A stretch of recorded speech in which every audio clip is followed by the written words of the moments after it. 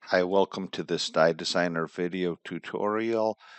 For this video, we will be looking at material utilization, which can be found in the development menu. Scroll down to material utilization, or MU, from the command line. You click it, brings up the dialog box, and just to run you through this dialog box, we have some default materials. You can add your own new material. You can delete a material should you need to, or maybe you added a wrong parameter or something. So anyways, I'll click the add new, and you can see you give it a material name or description, cold rolled 1018 or something. You'll have to know the tensile strength in pounds per square inch. So if it's a metric tensile, you will have to do a conversion and then enter your specific gravity as pounds per inch cubed. So if the data you're reading for whatever material this would be is in metric, you'll have to do a conversion. Not too hard though. So anyways, we are not going to add a new material, but you know what? Let me finish running you through this.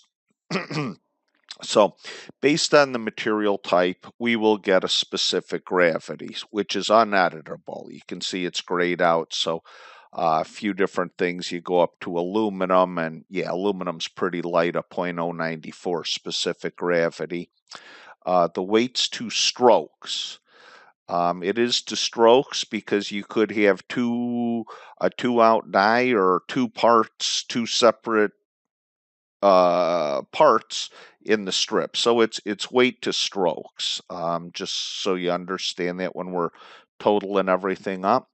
Also, we will need the material parameters, the 0.062 material thickness in this case, the 2.350 progression multiple, and the stock width of 4.250. So those things will have to be determined beforehand.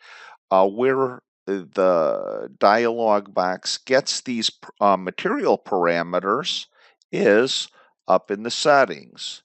So there's our progression, there's our stock width, there's our material thickness. So if those are filled in already before starting the material utilization command, it will fill those in. If they're not, they're blank. You won't be able to proceed until those parameters get filled in. Also, all right, I'm going to go down, and I do know this part is cold rolled 1018 type cold rolled. You'll notice the OK button is grayed out. That is because first you have to select the part flat blank, or blanks if it's multiple parts, and then hit your enter button. After you're done selecting, then you'll be prompted right after that to select the scrap within the parts. Press enter to finish, and then your OK button should highlight so you can finish up. So I'll show you how to do that. So I'll select parts. I know this is my flat blank here. Here's my form part. Here's my flat blank. It's a polyline. I'll select that, and that's the only part in the calculation. Now I'll select, if I'm looking down here at the command line, select scrap within the parts. So we'll select all these holes. This cut was converted to a polyline. Return when done. And now you'll see the OK button is accessible now. So I'll click that. Again, down at the command line, pick a point to place the material utilization chart. We'll put it right there.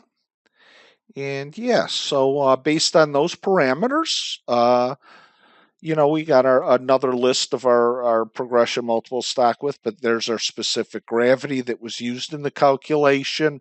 The total weight, 183 pounds per thousand. Part weight, 115 pounds per thousand.